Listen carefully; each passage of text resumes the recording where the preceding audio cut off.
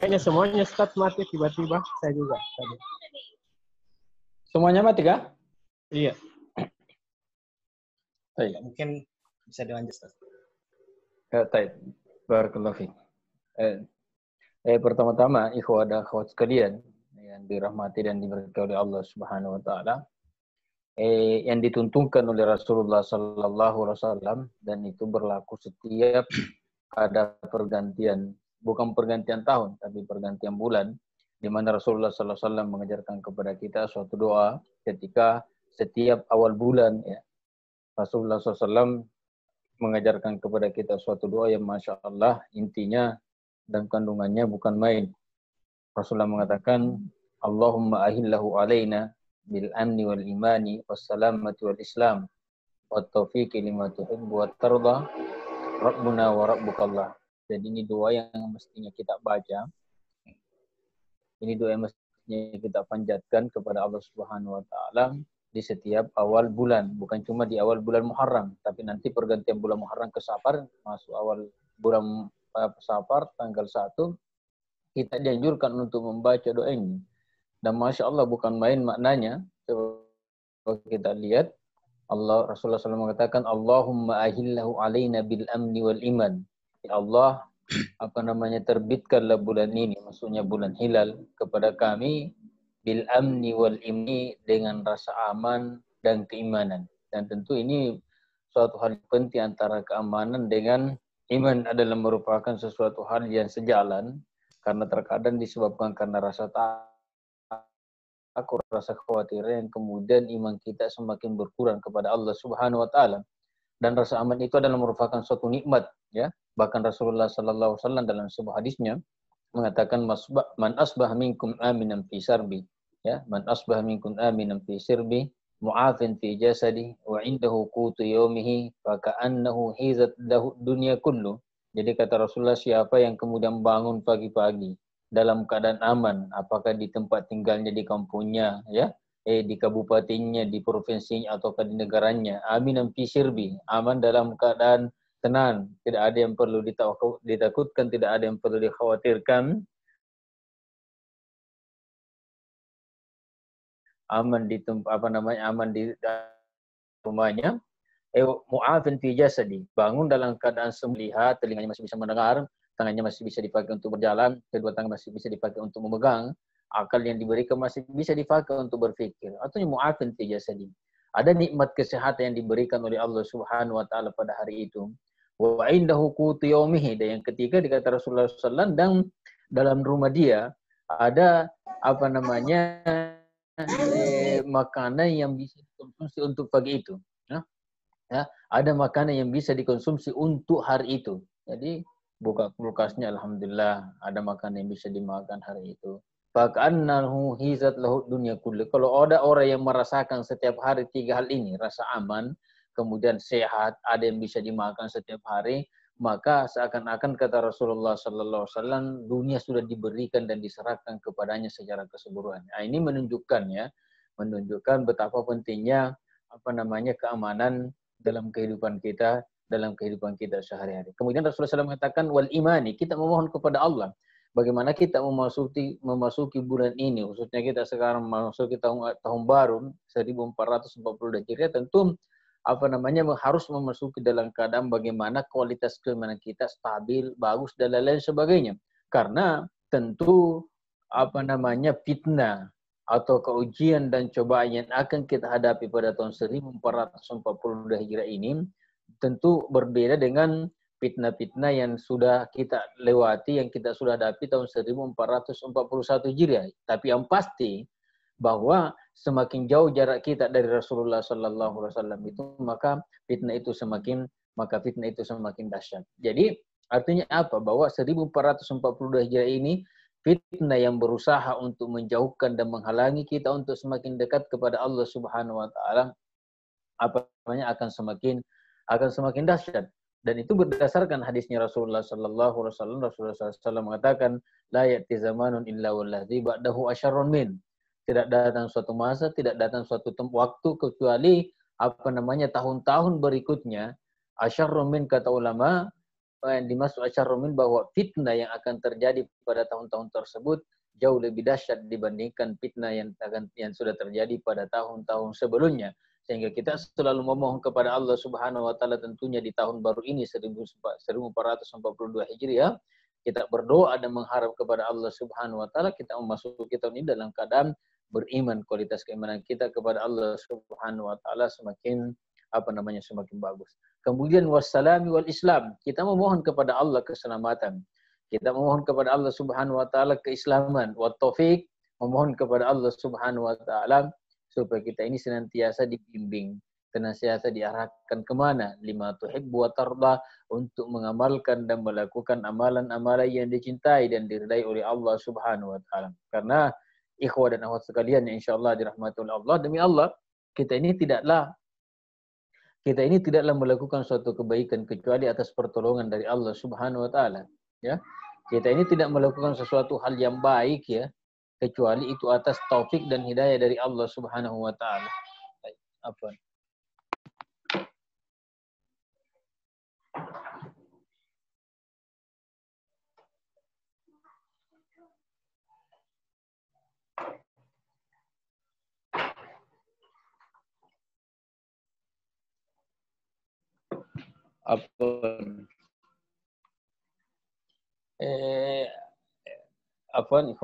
Lanjut bahwa jadi di antara kandungan doa itu kita selalu memohon kepada Allah Subhanahu wa taala supaya kita ini mendapat bimbingan, mendapat taufik, mendapat hidayah dari Allah Subhanahu wa taala untuk mengamalkan dan melakukan hal-hal yang diridai dan dicintai oleh Allah Subhanahu wa taala. Karena ya tidak ada satu kebaikan yang kita lakukan, tidak ada satu amalan yang kita yang kita perbuat kecuali itu atas bimbingan dan izin dari Allah Subhanahu wa taala. Ikhwah dan akhwat sekalian insyaallah dirahmati dan diberkahi oleh Allah Subhanahu wa taala. Berbicara tentang masalah hijrah, ya, berbicara tentang masalah tahun baru Hijriah, maka kita teringat dengan suatu peristiwa yang yang sangat mulia, ya, yang pernah terjadi pada zaman Rasulullah sallallahu alaihi wasallam. Tentu peristiwa ini kemudian memberikan banyak pelajaran, memberikan banyak pesan kepada kita. Nah, pertama saya ingin mengatakan bahwa tahun baru Hijriah ini, kalau sejarahnya kita ingin bicarakan, itu penanggalannya nanti dimulai pada pemerintahan Umar bin Khattab radhiyallahu anhu. Ya. Itu salah satu di antara penyebabnya, karena pada zaman Umar bin Khattab radhiyallahu anhu itu kan setelah terjadi banyak futuhat, ya, banyak negara-negara atau ke negeri-negeri atau ke kampung-kampung yang kemudian masuk Islam, sehingga pada waktu itu banyaknya surat-surat yang masuk kepada Umar bin Khattab radhiyallahu anhu yang kemudian menjadikan sulit untuk dideteksi, ditahu mana yang duluan dan mana yang belakangan, sehingga perlu ada usulan untuk menentukan penanggalan supaya kita bisa ditahu mana surat yang duluan masuk, mana yang belakangan masuk. Maka musyawarahlah ketika itu para sahabat Rasulullah sallallahu alaihi wasallam untuk memulai penanggalan tahun penanggalan Islam, ya. Mereka kemudian berselisih. Namun pada akhirnya mereka sepakat bahwa penanggalan tahun ini kita mengawali dari hijrahnya Rasulullah, tahun hijrahnya Rasulullah sallallahu alaihi wasallam. Dan kita tahu bahwa Rasulullah SAW hijrah itu dari Mekah ke Madinah.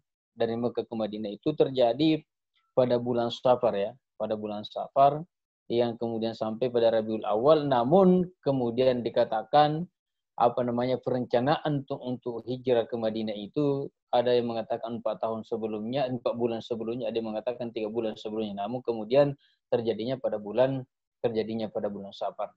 Nanti kemudian ulama sahabat berbeda setelah menentukan kita mulai penanggalan tahun Islam itu dari hijrahnya Rasulullah sallallahu alaihi wasallam, ya.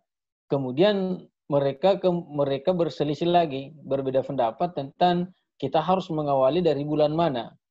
Apakah kita harus mengalami dari bulan kelahirannya Rasulullah sallallahu alaihi wasallam? Kita memulai dari bulan Ramadan, bulan di mana Rasulullah SAW mendapatkan pertama wahyu, atau kita memulai dari bulan budaya lain. Nah, mereka berselisih, berbeda pendapat, namun kemudian pada akhirnya sepakat untuk menentukan bahwa awal bulan Tahun Hijri itu adalah bulan Muharram. Dan perlu dicatat bahwa 12 bulan ini sejak dari dulu ada. Jadi 12 bulan ini sejak dari dulu ada. Itu Allah Subhanahu wa taala mengatakan dalam Al-Qur'an di surat Taubah, "Inna iddatash syuhuri indallahi 12 syahran fi kitabillahi yawma khalaqas samawati wal ard minha arba'atun hurum."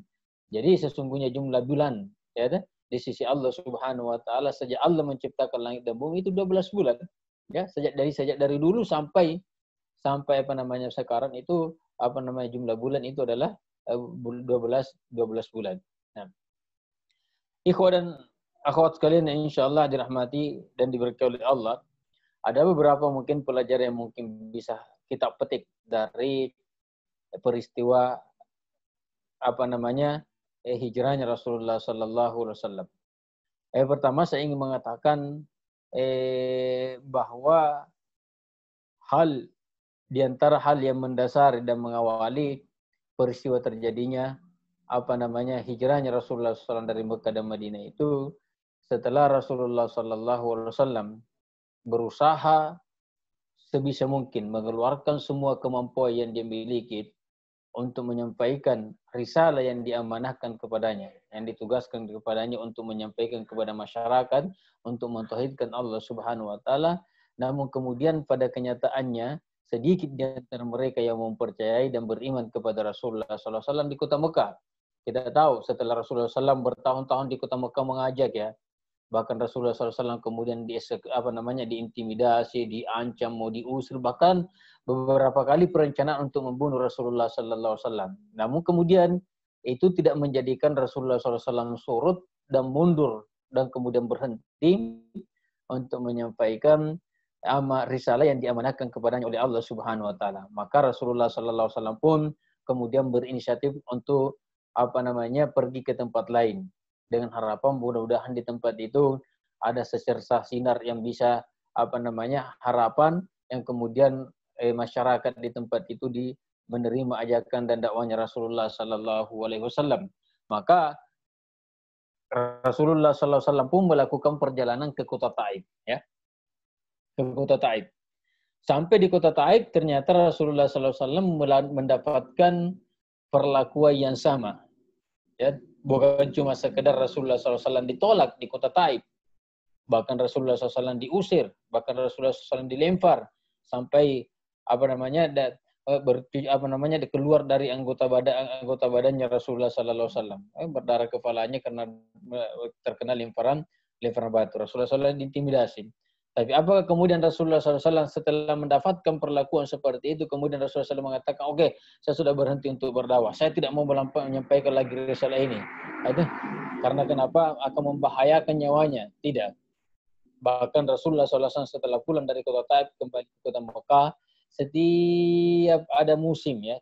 Di sana kan di Mekah ada musim haji. Sejak dari dulu setiap ada kabilah-kabilah yang datang ke kota Mekah, Rasulullah SAW selalu menawarkan dirinya kepada kabilah-kabilah yang datang. Bahkan dalam satu riwayat, Rasulullah SAW berkeliling di Ka'bah dan mengatakan, "May yahmiluni ila qaumi." Siapa yang di antara kalian yang bisa membawa saya kepada kaumnya untuk menyampaikan dan menjelaskan kepada mereka risalah yang diamanahkan oleh Allah Subhanahu wa taala kepada saya. Kemudian Rasulullah mengatakan, "Fa inna Quraisyan qad mana'uni," bahwa sesungguhnya orang-orang Quraisy di sini sudah melarang saya untuk menyampaikan risalahnya Allah Subhanahu wa taala. Nah, 15 kabilah tidak ada yang bergeming, tidak ada yang mendengarkan, dan tidak ada yang mengabulkan permintaan Rasulullah SAW hingga pada akhirnya nanti ada kabilah dari Ansar, ya, ada kabilah dari Ansar yang kemudian mendengarkan perkataan Rasulullah SAW, disitulah kemudian yang menjadi cikal bakal awal daripada nanti proses atau peristiwa hijrahnya Rasulullah SAW dari kota Mekah ke Madinah. Nah, pelajaran apa yang bisa kita ambil di sini bahwa ya di sini la lil ya'si. Artinya harus mengatakan tidak terhadap keputusasaan. Artinya pelajaran yang kita petik bagaimana Rasulullah SAW kemudian ditolak di Mekah, diintimidasi, bahkan diancam untuk diusir, diancam untuk dibunuh. Kemudian dia meninggalkan kota Mekah, menuju ke Taif, mendapatkan perlakuan yang sama, tapi Rasulullah SAW sama sekali tidak berputus asa. untuk menyampaikan risalah atau dakwah yang diamanahkan oleh Allah Subhanahu wa taala kepadanya untuk disampaikan kepada masyarakat ini. Ini apa namanya salah satu pelajaran penting yang bisa kita ambil, terutama umpamanya kita apapun profesi kita ya. Yang jelasnya kita semua berkewajiban untuk amar ma'ruf dan nahi munkar ya. Amar ma'ruf dan nahi munkar itu profesi apapun profesi kita, tapi kita selalu dituntut untuk amar ma'ruf dan nahi munkar, dan itulah konsekuensinya.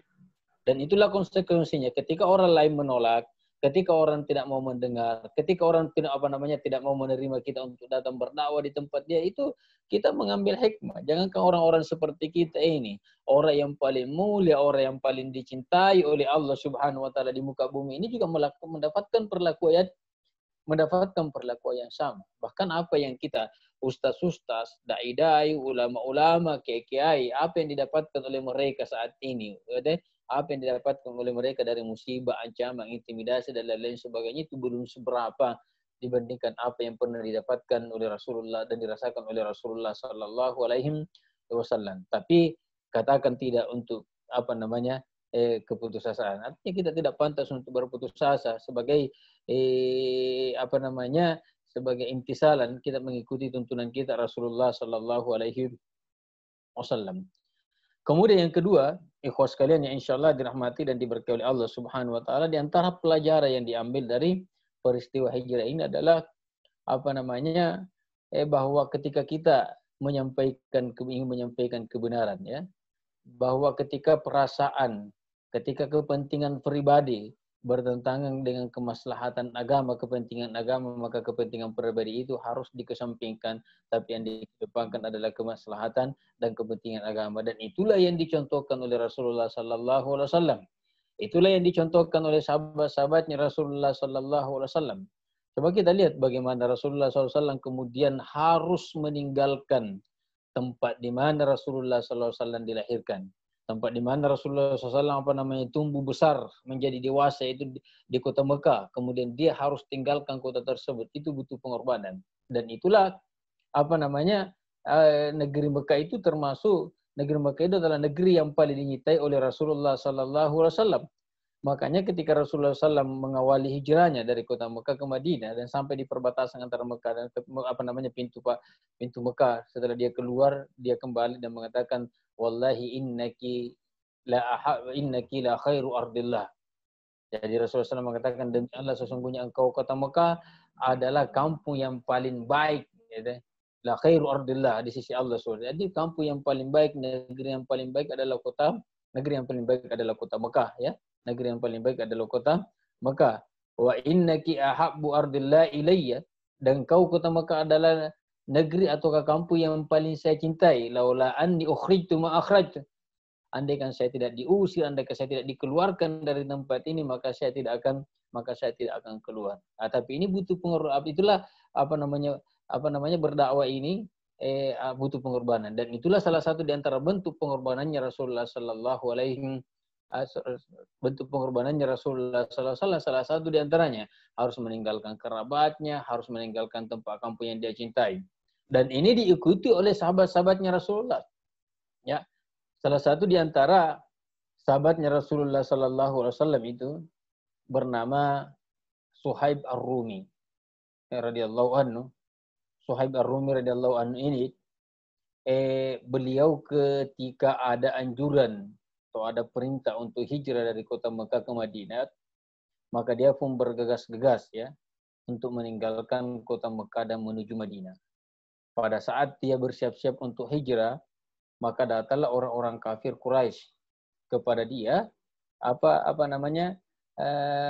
Kata orang-orang kafir Quraisy, ataitana sa'lukan hakiran. Dulu katanya kamu datang ke sini, wahai Suhaib Ar-Rumi, dulu kamu katanya datang ke sini dalam keadaan hina. Kamu datang ke sini dalam keadaan tidak memiliki apa-apa.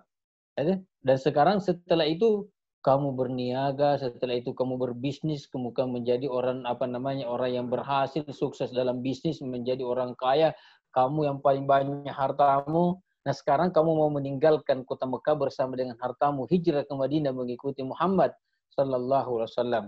Apa kata orang-orang kafir Quraisy? Hadalah. Itu sudah suatu hal yang tidak mungkin terjadi. Tidak mungkin terjadi. Tidak mungkin kamu berangkat meninggalkan kota Mekah bersama dengan harta yang kamu miliki.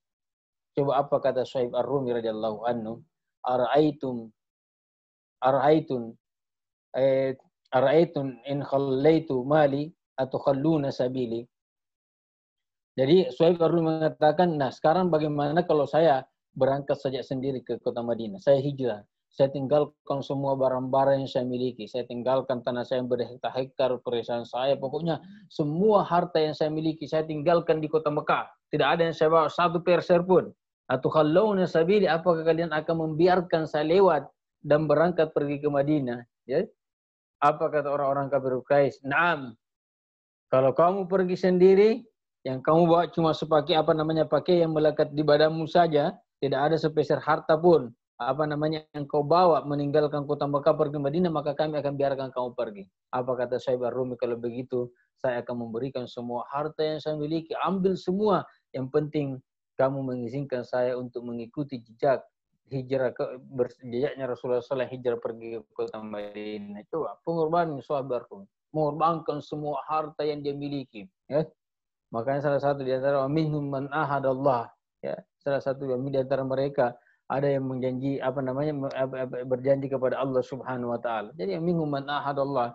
Jadi mereka mengorbankan harta yang dia miliki, ya, demi untuk mengikuti anjuran dan jejaknya Rasulullah sallallahu alaihi wasallam untuk hijrah pergi ke Madinah. Dan ini Mus'ab bin Umair.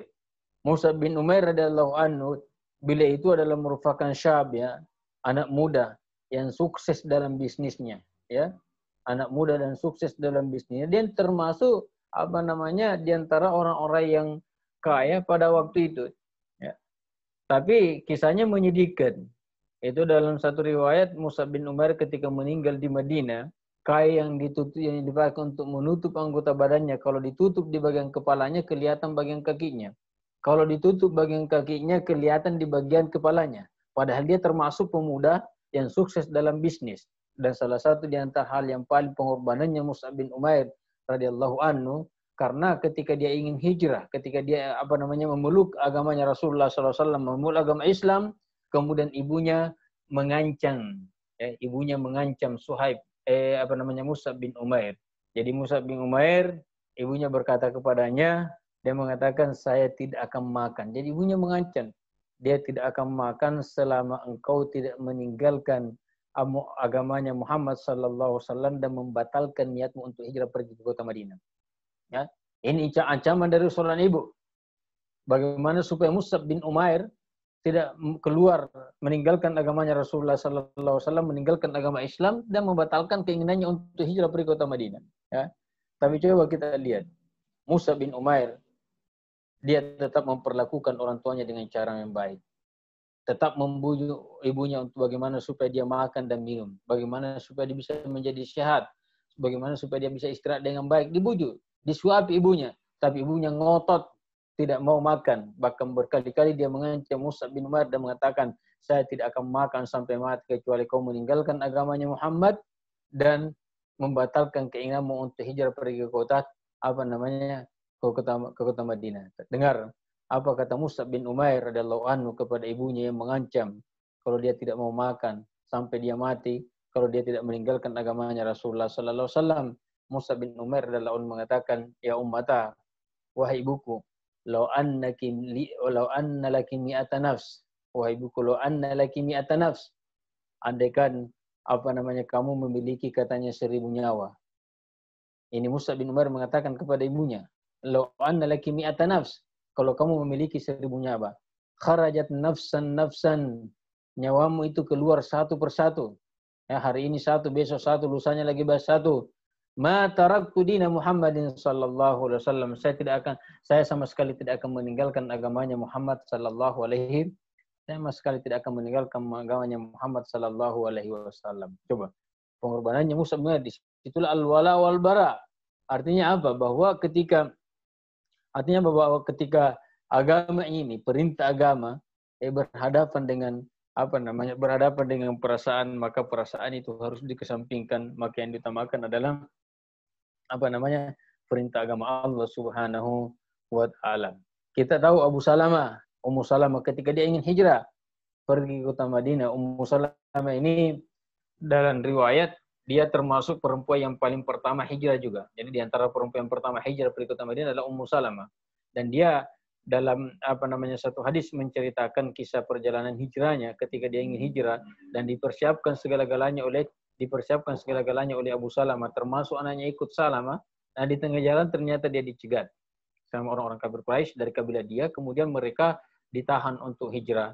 Yang diperkenankan bahkan dalam satu riwayat itu anaknya Salamah itu kemudian kaki tangannya terluka karena saling tarik menarik. Abu Salamah tarik anaknya sementara mereka juga menarik anaknya bagian sehingga anaknya terluka. Namun kemudian tetap orang-orang kafir Quraisy ketika itu ngotot untuk tidak membenarkan mereka hijrah pergi ke Madinah kecuali terpisah. Kalau mau silakan hijrah, silakan pergi Abu Salamah saja, tapi Ummu Salamah tidak boleh ikut, kemudian anaknya Salamah juga tidak boleh ikut. Sehingga Ummu Salamah dipisahkan dari Abu Salamah dan dipisahkan dari anaknya. Jadi semuanya berpisah 3 orang ini. Tapi mereka tetap teguh dalam pendiriannya demi untuk agama Allah Subhanahu wa taala. Tidak menjadi masalah pengorbanan pengorbanan harus ada demi untuk menegakkan kalimat la ilaha illallah. Ini pelajaran yang kedua yang bisa kita petik, bahwa kebenaran yang ingin disampaikan itu membutuhkan pengorbanan. Makanya harus siap-siap ya. Siap mental, siap fisik untuk menghadapi ya hal-hal yang akan mungkin terjadi kapan saja kepada kita ketika kita menyuarakan dan menyampaikan kebenaran tersebut. Kemudian yang ketiga, yang perlu kita petik dari peristiwa hijrahnya Rasulullah Sallallahu Alaihi Wasallam, bahwa ternyata dalam perjalanan hijrahnya Rasulullah SAW mengajarkan kepada kita ini sifat tawakal, pada saat yang bersamaan mengajarkan kita bagaimana semestinya kita harus berikhtiar. Ya, mengajarkan kita tentang hakikat tawakal kepada Allah, pada saat yang bersamaan juga mengajarkan bagaimana kita sebagai manusia harus berikhtiar. Ya, dari mana kita ambil? Ingat bahwa jarak dari Mekah ke Madinah itu berapa meter? Ya, Mekah ke Madinah itu 400 kilo saja. Jadi dari Mekah ke Madinah itu 400 kilo. Itu dekat. Ya, dekat. Allah Subhanahu wa taala pernah memperjalankan Rasulullah sallallahu alaihi wasallam dari Mekah ke Baitul Maqdis, ke Sidratul Muntaha. Kemudian dikembalikan lagi ke Mekah dalam waktu yang begitu singkat. Singkat sekali waktunya. Jadi Rasulullah SAW pernah diperjalankan dari kota Mekah ke Baitul Maqdis, dari Baitul Maqdis ke Sidratul Muntaha, kemudian dikembalikan ke kota Mekah dalam waktu yang begitu singkat. Nah, apa Allah Subhanahu wa taala tidak mampu memperjalankan Rasulullah SAW dari kota Mekah ke Madinah? Mampu Allah Subhanahu wa taala. Jaraknya dekat cuma 400 menit, yang jauh saja kalau sampai ke Sidratul Muntaha Allah Subhanahu wa taala memperjalankan Rasulullah, apalagi kalau cuma Mekah dengan Madinah. Tapi ada sesuatu hal yang ingin diajarkan kepada kita ini, yaitu bahwa kita ini sebagai manusia harus berikhtiar, harus ada usaha. Makanya Rasulullah Sallallahu Alaihi Wasallam dalam hijrahnya sudah mempersiapkan segala sesuatunya. Ada perencanaan yang dilakukan oleh Rasulullah Sallallahu Alaihi Wasallam, ya. Bahkan dalam satu riwayat Rasulullah SAW bersama dengan Abu Bakar itu mempersiapkan 4 bulan sebelum perencanaannya, sudah dipersiapkan 4 bulan sebelum hijrah sebelum hijrah pada bulan Safar. Nah, itu menunjukkan bahwa bahkan semua sebab-sebab, semua ikhtiar yang memungkinkan dan dianggap bisa berhasil dan lolos dari jangkauan dan kejaran orang-orang kafir Quraisy itu sudah ditempuh Rasulullah Sallallahu Alaihi Wasallam. Jadi semua sudah direncanakan. Siapa yang akan mengganti Rasulullah SAW tidur di tempat itu, siapa yang akan menemani, siapa yang akan menuntun di jalan, siapa yang kemudian akan melihat keadaan, siapa kemudian yang akan membawakan makanan dan lain sebagainya ketika berada di Gua Thur, itu semua sudah dipertimbangkan. Semua itu sudah dipertimbangkan. Itu semua bahagian daripada ikhtiar. Bahkan ikhtiar terakhirnya Rasulullah SAW itu ketika keluar dari kota Mekah, dia tidak langsung mengambil jalur langsung ke kota Madinah, tapi dia mutar ke utara, ya. dia mutar ke utara. Itu satu bentuk ikhtiar untuk mengelabui orang-orang kafir Quraisy yang kemungkinan akan mengejar. Artinya apa? Bahwa kalau Rasulullah SAW, mereka ini orang-orang kafir Quraisy kan tahu bahwa Rasulullah SAW akan hijrah pergi ke Madinah. Jadi Rasulullah SAW tidak mengambil langsung jalur ke kota Madinah supaya mereka tidak menyangka tidak mungkin Rasulullah SAW lewat di sini karena dia mau pergi ke kota Madinah. Tapi ternyata usaha yang sudah dilakukan oleh Rasulullah, semua ikhtiar yang sudah diusahakan, mentok ketika Rasulullah SAW berada di dalam Gua Thur dan ternyata orang-orang kafir Quraisy berdiri di depannya. Ya, bahkan Abu Bakar radhiyallahu anhu itu yang mengatakan, ya Rasulullah, andaikan salah satu di antara mereka menengok ke bawah saya, ke mata kakinya, maka mereka akan melihat kita. Karena memang Gua Thur ini kan Gua Thur ini kan tidak besar ya, cukup untuk 2 orang dalam ya, cukup untuk 2 orang. Makanya Bakar mengatakan kalau mereka ini menengok ke bawah, maka kita pasti sudah kelihatan. Nah, semua ikhtiar sudah dilakukan, ya, sudah dilakukan, ya. Maka kemudian disitulah Rasulullah SAW mengajarkan kepada Abu Bakar radhiyallahu anhu dan tentu kepada kita ini umatnya, bahwa apapun setelah kita berikhtiar dan kalau Allah Subhanahu wa taala berkehendak lain, maka itu tidak akan terjadi. Ketika Abu Bakar radhiyallahu anhu mengatakan, ya Rasulullah, kalau salah seorang di antara mereka menengok ke bawah, maka pasti mereka akan melihat kita. Apa kata Rasulullah SAW? Ya Abu Bakrin, ma dhannuka bi itsnaini Allahu thalisuhuma la tahzan innallaha ma'ana. Ada? Syiddatut tawakkul ila Allah. Ada? Kejujuran tawakal kepada Allah Subhanahu wa taala pada saat yang tepat. Baik Abu Bakar, ma dhannuka bi itsnain. Kira-kira menurut kamu kalau ada 2 orang, Allahu thalisuhuma, yang ketiganya adalah Allah, la tahzan innallaha ma'ana. Tidak perlu kamu bersedih. Tidak perlu kamu merasa khawatir dan ragu. Innallaha ma'ana, bahwa sesungguhnya Allah Subhanahu wa taala bersama dengan kita. Dalam ayat di surah Taubah Allah mengatakan, illa tansuruhu faqad nasarahullah. Kalau kalian tidak mau membantu Muhammad, tidak mau menolong Muhammad sallallahu alaihi wasallam, faqad nasarahullah, maka sungguh Allah Subhanahu wa taala telah menolong mereka. Idz akhrajahul ladzina kafaru tsaniya tsnaini idz huma fil ghar idz yaqulu li sahibihi la tahzan innallaha ma'ana. Ketika keduanya diusir dan dikeluarkan oleh orang-orang kafir Quraisy dari kota Mekah. Iz akhrajal ladzina kafaru tsaniya tsnaini idz huma fil ghar, ketika keduanya berada dalam gua Hira, gua Thur. Idz huma fil ghar idz qala li sahibi, ketika Rasulullah mengatakan kepada Abu Bakar, la tahzan innallaha ma'ana, tidak perlu kau bersedih, tidak perlu kau khawatir, bahwa yang akan melindungi, akan menolong dan menjaga kita adalah Allah Subhanahu wa taala. Semua ikhtiar sudah dilakukan, dan pada akhirnya yang menentukan adalah Allah Subhanahu wa taala. Itulah yang selalu saya katakan kepada ikhwah dan akhwat sekalian, bahwa kita ini dalam dalam menentukan sih adalah harus ada ikhtiar pada saat yang bersamaan tetap menyerahkan sepenuhnya kepada Allah Subhanahu wa taala. Karena tidak boleh kita kemudian meninggalkan ikhtiar secara keseluruhan. Pada saat yang bersamaan tidak boleh kita berpegang teguh dan membanggakan ikhtiar yang kita sudah lakukan. Artinya apa? Bahwa meninggalkan ikhtiar secara keseluruhan, tidak mau mengambil sebab, tidak mau berusaha, itu menyelisihi syariat. Tapi bangga dan merasa bangga dan berpegang teguh terhadap ikhtiar dan usaha yang dilakukan tanpa bertawakal dan berdoa kepada Allah Subhanahu wa taala, itu menyelisihi akidah, menyelisihi keyakinan, menyelisihi tauhid. Dan itulah yang diajarkan oleh Rasulullah SAW dalam hijrahnya. Rasulullah SAW mengajarkan kepada kita bahwa bagaimana harus berikhtiar, bagaimana harus mengambil semua sebab.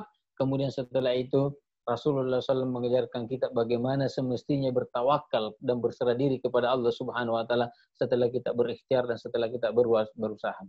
Ikhwah dan akhwat sekalian, insyaallah dirahmati dan diberkahi oleh Allah Subhanahu wa taala. Selanjutnya di antara pelajaran yang kita petik ya dari dari hijrahnya Rasulullah sallallahu alaihi wasallam, husnus suhbah, ya. Adanya sahabat dan teman yang baik, ya.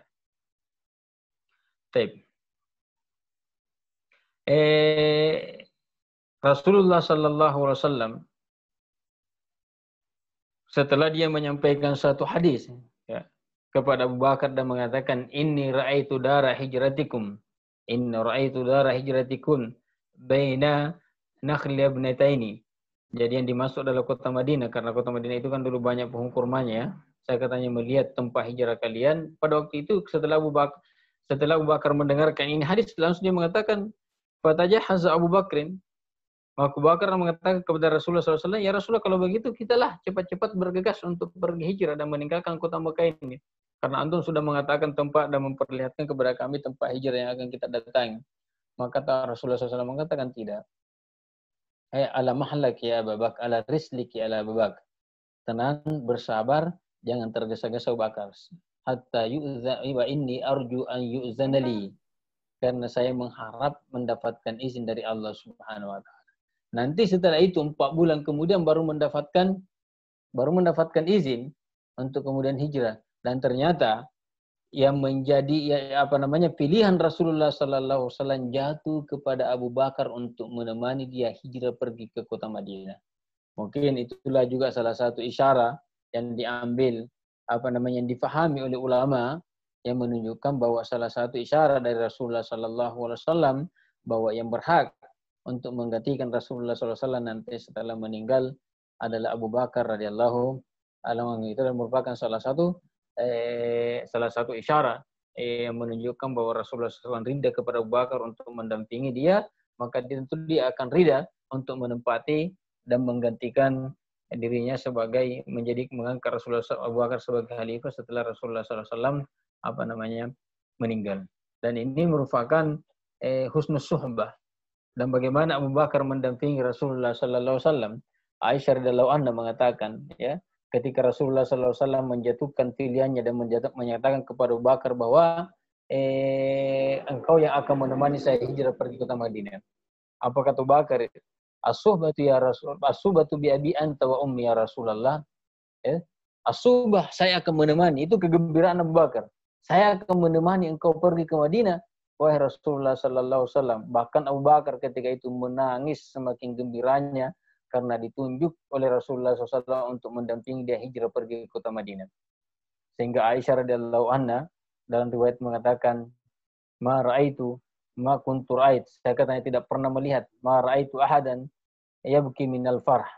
Saya katanya tidak pernah melihat seorang pun menangis disebabkan karena gembira. Hatta ra'aitu Abu Bakar yabki min syiddatil farh. Sampai saya katanya melihat Abu Bakar menangis semakin gembiranya ditunjuk oleh Rasulullah SAW untuk mendampinginya hijrah pergi ke kota Madinah. Dan Abu Bakar radhiyallahu anhu wa ma'adraka ma Abu Bakar. Tidak tahu siapa itu Abu Bakar. Pengorbanannya betul-betul untuk agama ini. Bahkan semua kekhawatiran Abu Bakar sepanjang perjalanan dari Mekah ke Madinah bukan untuk dirinya. Ini perlu dicatat. Makanya Abu Bakar tadi saya mengatakan ketika dia mengatakan, ya Rasulullah, kalau orang kafir ini menengok ke bawah, pasti dia akan melihat kita. Apakah Abu Bakar waktu itu mengkhawatirkan dirinya akan ditahan, akan disiksa, akan dibunuh? Tidak. Yang dikhawatirkan Abu Bakar adalah Rasulullah Sallallahu Alaihi Wasallam. Kalau Abu Bakar meninggal tidak menjadi masalah. Tapi kalau Rasulullah SAW meninggal maka selesai sampai di sini. Yang dikhawatirkan Rasulullah SAW adalah Abu Bakar adalah di Rasulullah SAW bukan dirinya. Bahkan dalam sepanjang perjalanan Abu Bakar kana yataqaddam wa kana yata'akhkhar, ya. Terkadang dia di belakangnya Rasulullah dan terkadang di depannya Rasulullah sallallahu alaihi wasallam, ya.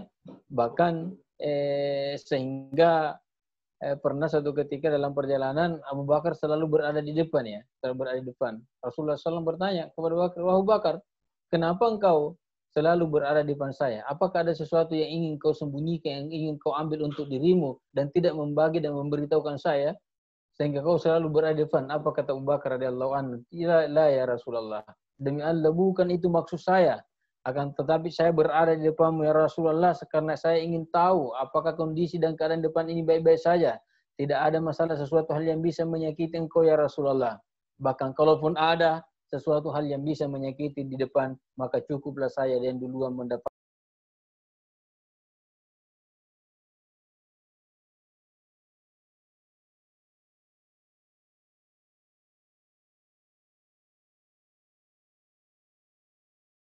tidak ada lagi hijrah, ya. Tidak ada lagi hijrah pada pada setelah Fatu Makkah, tapi itu adalah jihad dan niat. Dan salah satu di antara bentuknya berjihad untuk meninggalkan hal-hal yang dilarang oleh Allah, berjihad untuk meninggalkan segala macam bentuk kemaksiatan, berjihad untuk meninggalkan segala perbuatan-perbuatan dan pikiran-pikiran yang tidak diridai oleh Allah Subhanahu wa taala. Itu di antara salah satu makna makna daripada hijrah. Oleh karena itu, ikhwah dan akhwat sekalian yang insyaallah dirahmati oleh Allah dan diberkahi oleh Allah Subhanahu wa taala, maka awal tahun baru 1442 Hijriah ini adalah momen untuk kemudian kita memuhasabah diri bahwa sejauh mana dan sebanyak apa dan sesering apa dulu kita melakukan pelanggaran pada tahun 1441 Hijriah, dan sesering apa kita tidak melaksanakan perintah Allah Subhanahu wa taala. Muhasabah diri bahwa tahun 1440 Hijriah itu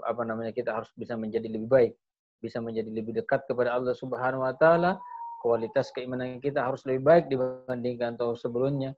Kualitas ibadah kita harus lebih baik dibandingkan sebelumnya. Ini sebagai bentuk muhasabah kepada kita.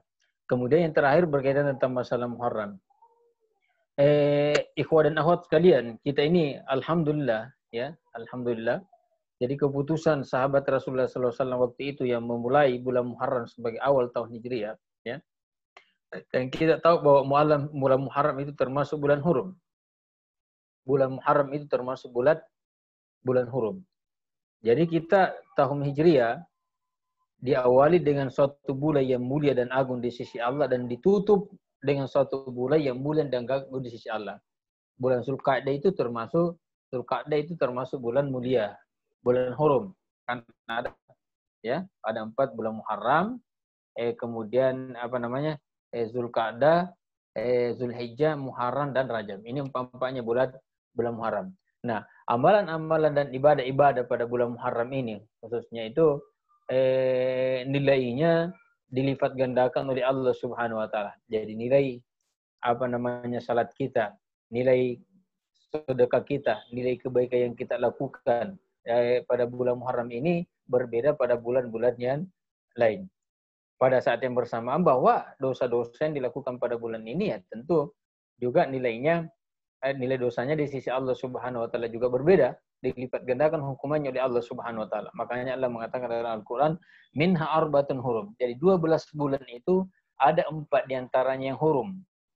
Kemudian Allah mengatakan fala tadlimu fihinna anfusakum. Maka janganlah kalian menzalimi diri sendiri pada 4 bulan tersebut. Al-Imam Al-Qurtubi rahimahullah dalam tafsirnya mengatakan Allah Subhanahu wa taala mengkhususkan menyebutkan 4 bulan ini melarang untuk melakukan kezaliman, melarang untuk melakukan kemaksiatan, bukan berarti pada bulan-bulan yang lain dibenarkan dan dibolehkan untuk bermaksiat, sama sekali tidak. Tapi itu menunjukkan bahwa dalam 4 bulan ini kemaksiatan yang dilakukan, nilai dosanya dan hukumannya akan dilipat gandakan oleh Allah Subhanahu wa taala. Makanya Allah Subhanahu wa taala memberikan penegasan secara khusus supaya kita tidak melakukan perbuatan kezaliman, kemaksiatan pada 4 bulan tersebut. Yang jelasnya secara umum, ikhwah dan akhwat sekalian yang insyaallah dirahmati oleh Allah, apapun ibadah yang kita lakukan, ketaatan, kesalehan, ya, yang kita lakukan pada bulan Muharram ini akan bernilai akan berlipat ganda nilainya di sisi Allah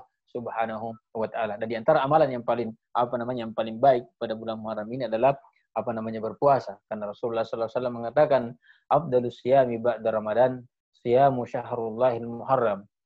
Artinya sebaik-baik puasa setelah bulan Ramadan adalah berpuasa pada bulan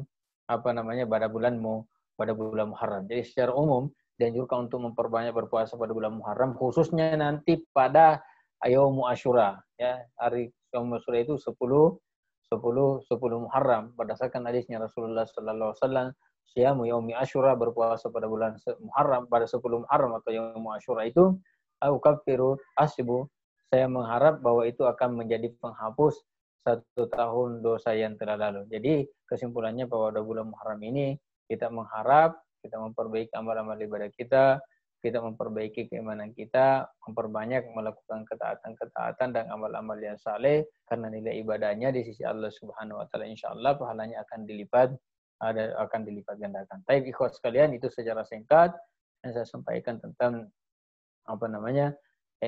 tentang masalah hijrah dan bulan Muharram. Semoga Allah Subhanahu wa taala memberikan kita umur yang panjang, Allah memberkahi umur kita di tahun 1440 Hijriah ini. Dan yang paling penting dari umur kita ini, kata Rasulullah SAW, khairun nas man tala umruhu wa hasuna amaluh.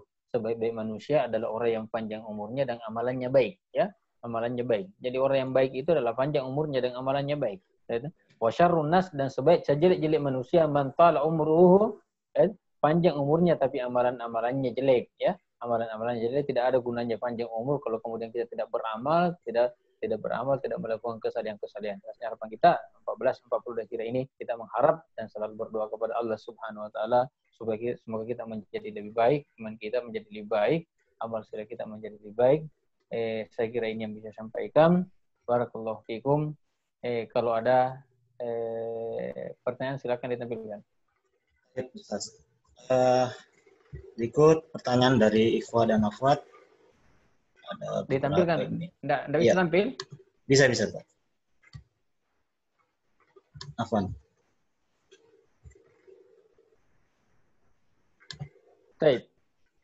Apa bolehkah melakukan salat duha dengan mengharapkan agar rezeki dilancarkan? Baik. Allah Subhanahu wa taala mengatakan kita ini Allah mengatakan wa man aradal akhirah. Siapa yang menginginkan akhirat ya, maka insyaallah kita akan mendapatkan dunia dan akhirat. Tapi ketika kita ingin menginginkan dunia saja ya, maka mungkin kita akan mendapatkan dunia tapi tidak akan mendapatkan akhirat. Maka sebisa mungkin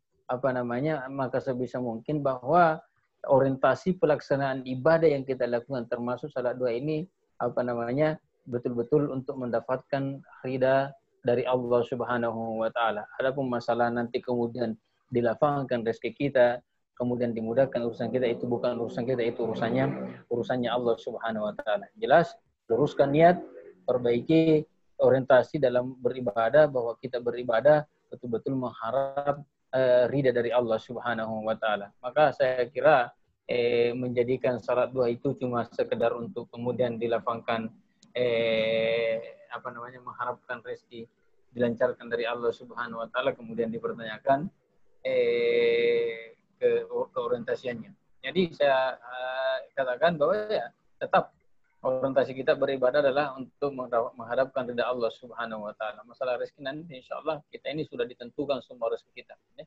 Sudah ditentukan semua rezeki kita oleh Allah Subhanahu wa taala. Jangan sampai ibadah salat doa kita ini nilai keikhlasan kita, nilai keikhlasannya kemudian hilang disebabkan karena yang kita ingin dapatkan rezeki. Karena orang yang kemudian beribadah dengan mengharapkan rezeki dari Allah Subhanahu wa taala, pada akhirnya nanti dia akan berhenti untuk melaksanakan salat duha. Karena 1 bulan dia salat duha, rezekinya tidak lancar-lancar, ya. 2 bulan tidak lancar. Pada akhirnya nanti dia akan meninggalkan salat duha dan mengatakan, percuma saya melaksanakan salat duha. Sudah 2 bulan, 3 bulan saya melaksanakan salat duha 4 rakaat setiap hari, ternyata saya begini-begini terus, saya tidak saya tidak pernah lulus ketika mendaftar PNS dan lain sebagainya. Pada akhirnya nanti dia akan meninggalkan salat duha karena apa yang menjadi orientasi dia dalam melaksanakan ibadah tersebut, tidak tercapai. Akhirnya dia meninggalkan ibadah secara keseluruhan, dan ini yang kita tidak inginkan. Allahu a'lam. Apabila kita menghibahkan suatu barang, misal motor, kemudian motor itu dijadikan jaminan untuk berhutang di instansi riba, bagaimana sikap kita? Apakah masih menjadi tanggung jawab kita? Bukan tanggung jawab kita. Antara kita dengan orang yang kita berikan. Antum umpamanya berikan kepada saya motor, sudah lepas antum. Antum dapat pahalanya menghibahkan kepada saya motor, ya. Adapun saya nanti setelah dapat motor tersebut kemudian mempergunakan kepada hal yang tidak diridai oleh Allah, termasuk untuk memberikan jaminan hutang kepada satu tempat yang ternyata di situ transaksinya ada transaksi riba, itu urusan dia. Kita sama sekali tidak termasuk. Tapi bagaimana kalau ditanya bagaimana sikap kita, tetap kita berusaha sebisa mungkin untuk kemudian memberikan penjelasan kepada teman kita tersebut supaya dia mengerti, supaya jangan melakukan hal-hal yang di dalamnya ada transaksi riba, wallahu a'lam. Tapi kalau secara hubungan bahwa apakah nanti kita juga akan mendapatkan ganjaran dosa dari perbuatan yang dilakukan karena melakukan transaksi yang di dalamnya ada unsur ribanya, kita lepas. Kita sudah memberikan kepada dia dan kita insya Allah akan mendapatkan pahala dari pemberian hibah yang kita berikan kepada orang tersebut. Wallahu a'lam. Apabila kita meminjamkan uang kepada seseorang terus yang berhutang membayar dengan uang yang dipinjam di bank, bagaimana Ustaz? Syukran. Taib. Kalau dia kita meminjamkan kemudian dia bayar dari hutang, kita ambil uang kita.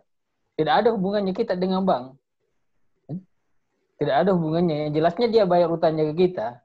Sumbernya dia dari mana? Dia mau ambil dari bank, ya urusan dia dengan Allah Subhanahu wa taala. Dia mengambil uang di bank ataukah dia mengambil mencuri, kita tidak tidak mau tahu dari mana sumbernya. Itu yang jelasnya dia mau membayar hutang, tapi tetap perlu memberikan penjelasan. Itu kan tapi kita juga khawatir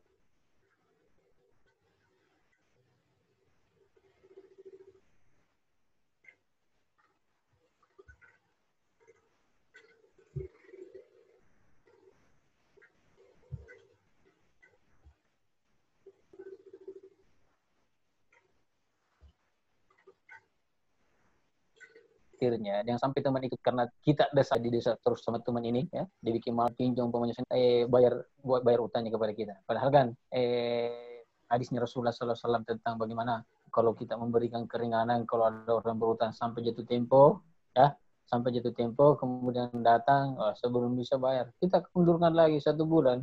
Maka kata Rasulullah SAW, jadi kalau kita pinjamkan kepada teman 5 juta kemudian kita berikan keringanannya setelah jatuh tempo sampai memberikan keringanan lagi 1 bulan, maka setiap hari itu seakan-akan seperti kita bersedekah, seakan-akan ya.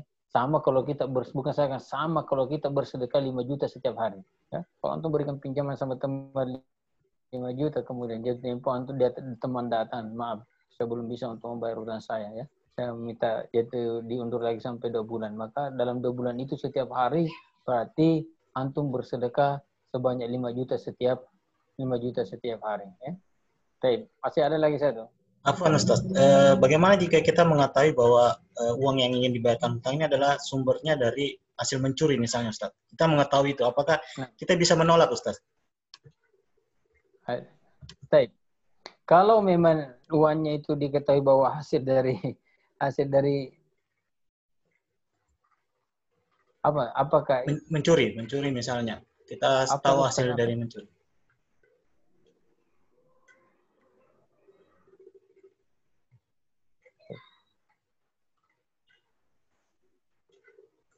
Apakah itu penyakit ain dan kenapa dikatakan penyakit ini dapat membunuh? Penyakit ain ini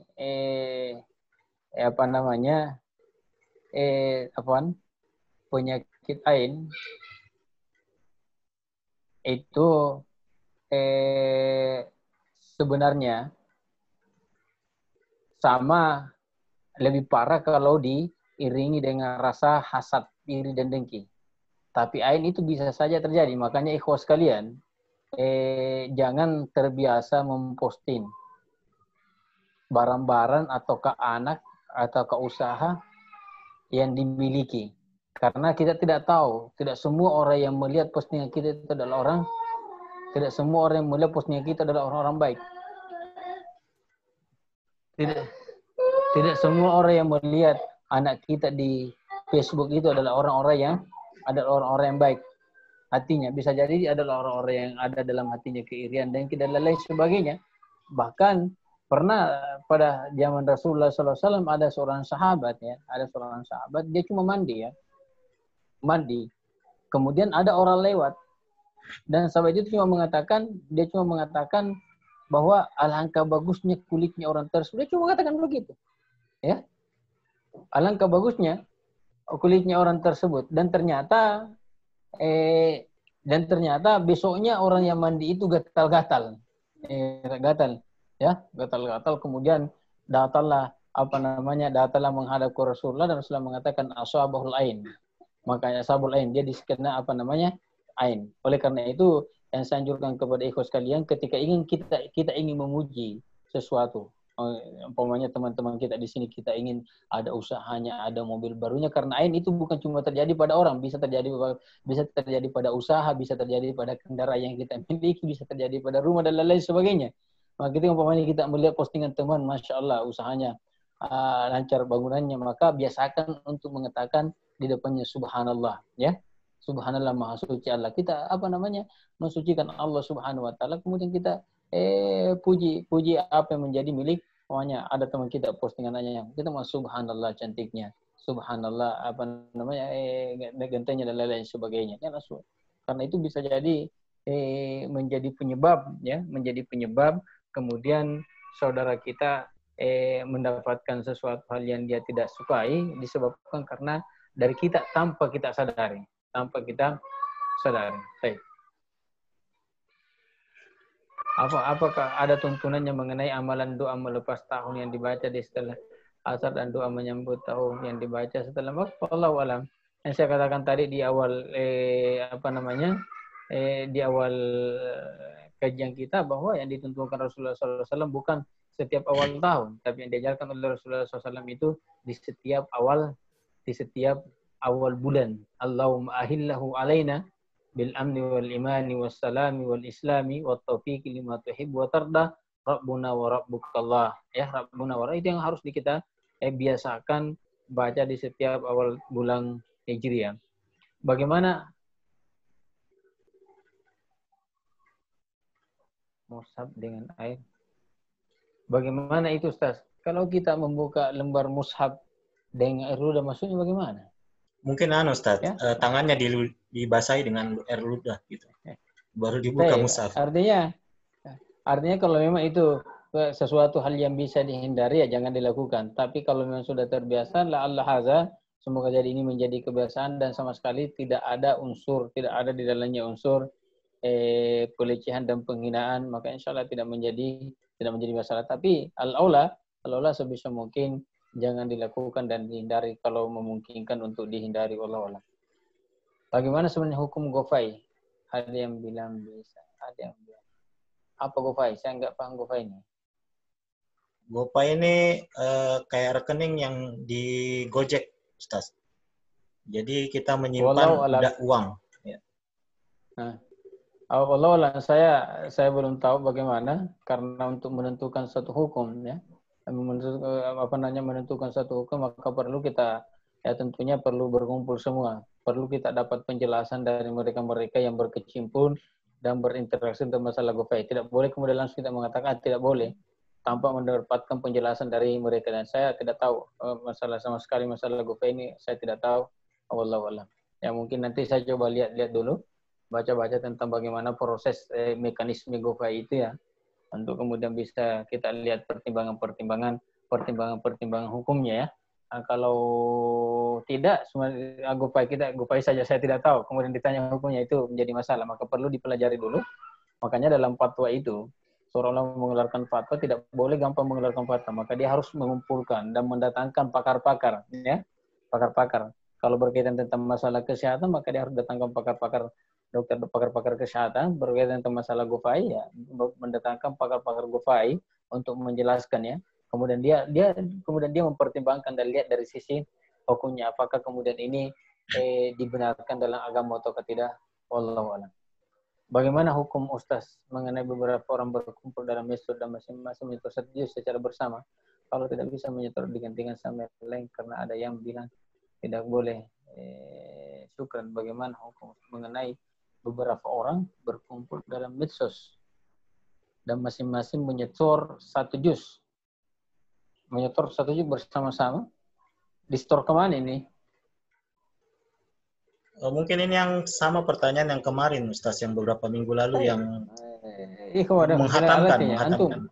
Antum harus sekarang, kita sudah berada di tahun 1442 Hijriah. Harus ada azam, harus ada tekad, harus ada keinginan, dan sebisa mungkin untuk menghatamkan, paling tidak menghatamkan. Jangan sampai pokoknya dalam satu tahun sampai nanti 443 Hijriah tidak tambah-tambah terluruknya kita. Sudah mungkin, saya sudah katakan dulu, ya, bahwa kita lihat, ya, Al-Quran itu satu juz itu cuma 10 lembar. 1 juz 10 lembar. Ya. 10 lembar itu kalau dibaca normal itu apa namanya cuma 1,5 jam. Setengah jam ini kalau antum bagi 5, Masya Allah. Antum bagi 5 setengah jam cukup barangkali 5 menit ya. 5 menit atau 6 menit. 6 menit antum duduk, 6 menit selama 5 kali ya. 6 menit selama selesai selesai 1 juz. Ini kan kebanyakan. Kebanyakan waktu kita terbuang kepada hal-hal yang tidak baik. Tapi memang ini perlu ada azam, perlu kita membuat jadwal barnamij ya. Jadwal bahwa jam sekian setelah subuh saya harus duduk 20 menit. Ya. Kan subuh kan biasanya lebih panjang sedikit. Subuh duduk 20 menit atau ke 10 menit atau 15 menit untuk membaca Al-Quran. Setelah itu bersingkraf dan lain sebagainya. Setelah duhur mungkin bisa duduk 5 menit. Setelah asar duduk 5 menit. Kan bisa selesai 1 juz 1 hari. Cuma masalahnya memang kalau kita mengatakan seperti ini, tapi memang berat. Ya, berat. Perlu ada azam, perlu ada tekad, perlu ada keinginan, dan karena memang kita ini harus dipaksa sedikit-sedikit untuk melakukan hal-hal yang sudah kita rencanakan. Jadi ketika antum umpamanya sudah menjadwalkan bahwa setelah subuh saya harus mengaji 15 menit atau 10 menit. Ya apa yang terjadi pokoknya. Saya punya jadwal ini harus membaca 15 menit kemudian berdiri. Siap tutup semua dulu teleponnya. Repot memang kalau antum membaca Al-Quran ya, di sampingnya HP ya. Nah, terkadang baru satu ayat ya, lebih banyaknya melihat WA dan Facebook ya, itu repot. Jadi artinya 10 menit 15 menit setelah subuh itu pokoknya tidak ada interaksi dengan nanti setelah itu baru buka HP. Itu kalau memang ada keinginan dan tekad untuk menghatamkan Al-Quran. Bagaimana ketentuan syarat seorang dinyatakan saudara sepersusuan? Saudara sesusuan itu ya ulama berbeda pendapat tentang berapa kalinya ya, berapa kali meniti ya. Itu namanya saudara sesusuan. Ada yang mengatakan 5 kali, ada yang mengatakan 3 kali, ada yang mengatakan 1, ada yang mengatakan 1 kali, ada yang mengatakan 1 kali meniti. Tapi di khamsa radaatin menurut pendapat ulama Syafi'i yang mungkin dirajikan oleh kebanyakan ulama itu 5 kali menyusu. Ya, 5 kali menyusu ya. 5 kali menyusu dan kemudian ulama berbeda pendapat bagaimana apakah termasuk kalau umpamanya air susunya itu diperas ya. Kemudian dikasih masuk di gelas atau dikasih masuk di dokto, kemudian diserahkan kepada anak tersebut, apakah itu masuk dalam kategori saudara sesusuan? Ataukah yang menjadi penentu, yang menjadi hitungan adalah menitiknya, bukan air susunya ya? Nah ini yang raja adalah tetap masuk dan dianggap sebagai saudara sesusuan, karena yang menjadi penentu itu adalah adalah air susunya. Makanya kalau ada orang yang menitik kepada perempuan yang sudah tua perempuannya ini kemudian kasih menit anak-anak yang menangis, kan tidak ada lagi umpamanya tidak ada air susu, maka tidak bisa dianggap saudara sesusuan ya, karena sudah tidak ada lagi air susu yang keluar untuk yang kemudian membuat menjadi penyangga yang membuat tubuhnya juga daging-dagingnya atau kedarahnya mengalir dari air susu tersebut. Ada apa tanda hijrah kita diterima oleh Allah, misalnya hijrahnya orang dari pekerjaan riba.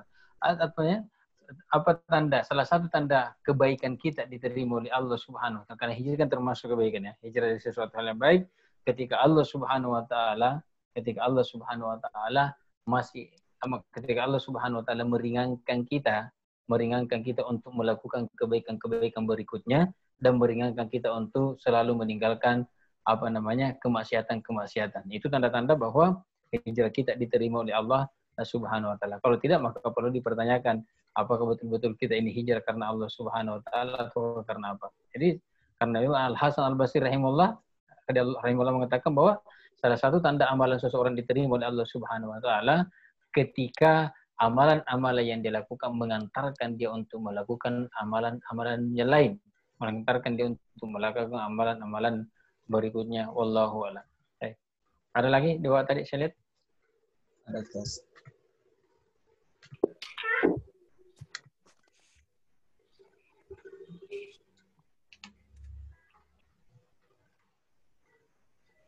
Bagaimana hukum seorang akhwat yang belum memiliki ilmu? Pernah naik haji dan mencium hajar aswad diantar oleh laki-laki. Kemudian satu ruginya, bagaimana itu hajinya? Diterima atau gugur pahala hajinya? Kalau berkaitan tentang masalah hajinya diterima atau tidak, ya.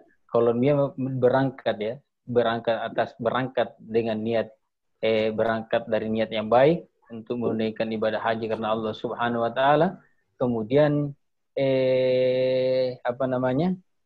syarat-syarat dan rukun-rukun dia penuhi dari pelaksanaan ibadah haji tersebut, maka insyaallah hajinya sah dan diterima oleh Allah Subhanahu wa taala, ya, dan tidak gugur, ya, dan tidak gugur. Adapun melakukan hal seperti yang disebutkan dalam pertanyaan tersebut, maka dia berdosa dan harus beristighfar dan memohon ampun kepada Allah Subhanahu wa taala, karena itu merupakan suatu hal yang tidak yang tidak dibenarkan. Mencium hajar aswad itu hukumnya cuma dianjurkan sunnah, ya. Sementara berdekatan dengan laki-laki yang bukan bukan lawan jenis, ya, berdekatan dengan lawan jenis, yaitu diharamkan oleh dalam agama kita. Maka ini yang perlu disampaikan kepada saudara-saudara kita, khususnya yang yang muda yang mau melaksanakan ibadah haji, karena banyak di antara kita khususnya dari Sulawesi ini menganggap seakan-akan hajinya kurang berberkah, kurang sempurna kalau tidak mencium hajar aswad, sehingga apapun yang dilakukan sampai harus berdekatan dan bersenggolan dengan laki-laki, ya, itu tidak dibenarkan. Melakukan suatu hal yang sunnah tapi mengantarkan dia untuk melakukan hal-hal yang diharamkan dan tidak diridai oleh Allah Subhanahu wa taala. Ustaz, bagaimana jika ada dua orang baku bombe sampai memblok nomor HP padahal sudah minta maaf? Orang sudah baku Rasulullah sallallahu alaihi wasallam, la yahillu li muslimin an yajura akhahu fawqa thalathati ayyam. Tidak pantas dan tidak halal, berarti haram, ya. Tidak halal, berarti haram seorang muslim untuk baku membombe, ya, saudaranya lebih dari 3 hari. Dan Rasul mengatakan, wa khairukum may yabda'us salam, dan orang-orang yang baik di antara kalian yang memulai dengan salam. Antum sudah memulai salam dan ingin pegang, kemudian antum diblokir, ya, urusan dia nanti dengan Allah Subhanahu wa taala di hari kemudian. Adapun antum yang sudah memulai dan sudah minta maaf dan sudah ingin memulai untuk menghentikan perseteruan, ya, insyaallah kita akan nanti mengatakan kepada Allah, saya sudah mulai dan saya sudah minta maaf, kemudian tetap diblokir, ya, itu urusan dia dengan Allah Subhanahu wa taala. Makanya saya mengatakan sebaik-baik di antara kalian adalah orang yang dulu memulai memberikan salam. Wallahu a'lam. Baik. Ada lagi?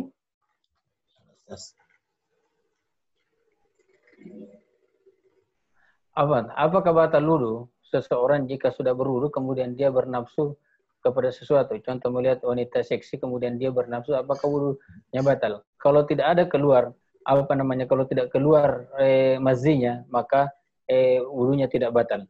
Ya, wudunya tidak batal. Tapi kalau keluar mazi itu membatalkan wudu. Makanya Ali radhiyallahu anhu itu termasuk salah seorang di antara sahabat Rasulullah SAW yang sering keluar mazinya. Dia mengatakan, kuntu rajulan mazza'an fastahiyaitu an as'ala Rasulullah sallallahu alaihi wasallam limakanati bintihi.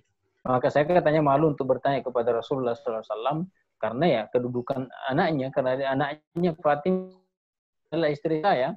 Maka saya katanya terus minta kepada Abu Darda untuk menanyakan hal itu kepada Rasulullah. Maka Rasulullah mengatakan itu tidak wajib mandi, tapi cukup dia mencuci dan berwudu saja, ya, cukup mencuci tempat keluarnya masih dan berwudu saja. Tapi itu tidak, kalau cuma sekedar nafsunya yang naik, ya, itu tidak sampai membatalkan wudu kalau dia tidak keluar mazi. Kalau keluar mazi maka itu batal wudu.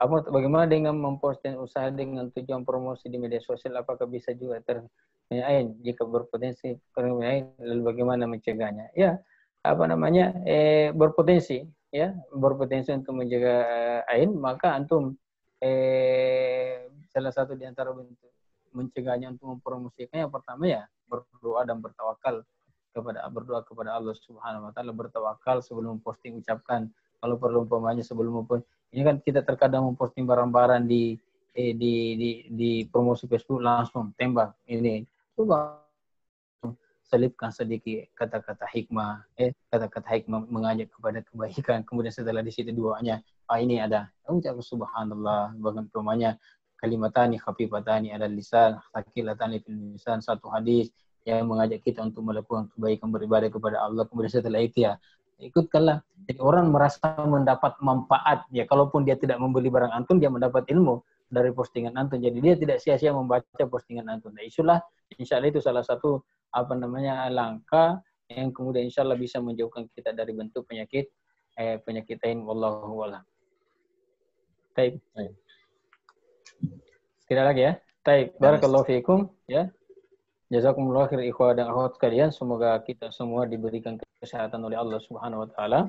Allah Subhanahu wa taala memberikan kita umur yang panjang, dan yang paling penting dari semua itu Allah Subhanahu wa taala tetap memberikan kita keistiqamahan dalam iman, istiqamah dalam melakukan amalan-amalan kebaikan-kebaikan, dan bisa memberikan manfaat kepada orang lain. Barakallahu fikum. Saya kira cukup sampai di sini. Insyaallah nanti pada pertemuan berikutnya, kalau Allah Subhanahu wa taala memberikan kita umur panjang dan memberikan kesempatan untuk bertemu kembali, kita akan lanjutkan kajian kita pada pertemuan sebelumnya. Barakallahu fikum.